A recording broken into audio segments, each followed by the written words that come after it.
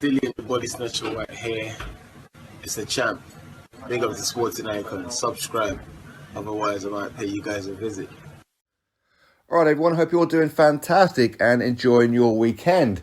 Now, when I did the first video for Frank Warren winning the purse bid for Tyson Fury versus Dillian Whyte with that $41 million winning bid, that was about 3 minutes I started recording that after the news broke that Frank Warren had won it. Then 45 minutes later, the second video I'd done. So at this point, the WBC had not put out regarding this 10%. So hence this video, as some of you have pointed out. So big up to all of you anyway. Now, what this means, now firstly, the WBC, they have done this before, but it's not usual. Usually for a purse bid, the 10%, or at least a percentage, is used as, say, a retainer. So, for example, Frank Warren would have to give 10% to the WBC. They will then hold it in the event that Frank Warren don't come up with the funds within whatever time period it's going to be. I believe it's like 3 or 4 weeks or something like that.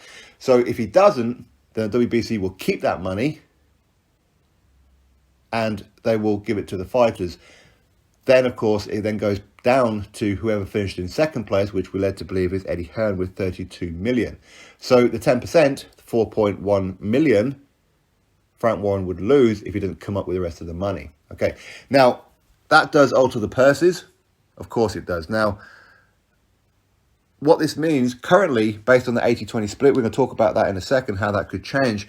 But currently, that means Tyson Fury is guaranteed $29.5 million. $29.5 million. So therefore, if he defeats Dillian Whyte, because his 10% is a winner's bonus, then of course he will get $33.6 million for defeating Dillian Whyte. If he loses, of course, he's guaranteed $29.5 million. Dillian Whyte currently, based on his 20% split, will get $7.4 million. So still, that's nearly $2.5 million more than what he would have got had he accepted the original top rank offer. But should he defeat Tyson Fury, then he will get $11.5 million. So it's a bit of an incentive for both fighters to win. Probably more of an incentive for Dillian Whyte, because obviously going from 7.4 to 11.5, that's a pretty big jump. For Tyson Fury, going from 29.5 up to 33.6, probably don't sound that much, really, does it? Anyway, that said, now, of course, currently that's based on the 80-20.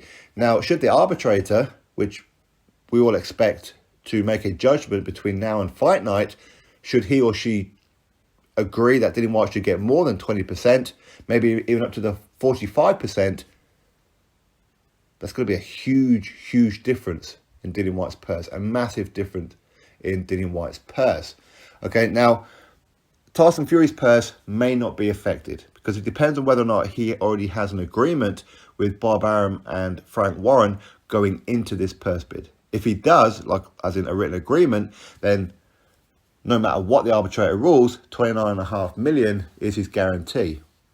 Okay, so, but the rest of the money, so let's just say, for example, that the arbitrator says, yeah, you know what, Dillian Whyte, he's entitled to go up to the 45%. Therefore, Dillian Whyte gets an extra 25%. Frank Warren and Bob Arum will have to stump that out of their own money.